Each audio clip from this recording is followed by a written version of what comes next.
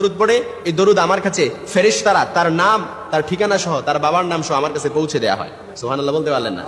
অর্থাৎ আপনি এখন দরুদ পড়ছেন, আপনার নাম এবং আপনার ঠিকানা সহ আপনার বাবার নাম সহ ফেরেশতারা এই দরুদ নিয়ে আল্লাহ রাসূল সাল্লাল্লাহু আলাইহি ওয়াসাল্লামের কাছে পৌঁছে দেওয়া হয় এই দরুদটা। কারণ দরুদ এটা এমন একটা আমল বিনা নোটিশে আল্লাহর কাছে কবুল হয়ে যায়। এখন দরুদ পড়ছেন, আল্লাহর কাছে কবুল, আল্লাহর কাছে কি কবুল। এজন্য একটি দরুদ যদি আপনি ইয়াকিন এবং ইখলাসের সাথে পড়তে পারেন, ইনশাআল্লাহ আপনি যা চাইবেন তাই পাবেন এবং আপনার যত রকমের গোপন রোগ আছে সব গোপন রোগ থেকে আপনি মুক্তি পেয়ে যাবেন।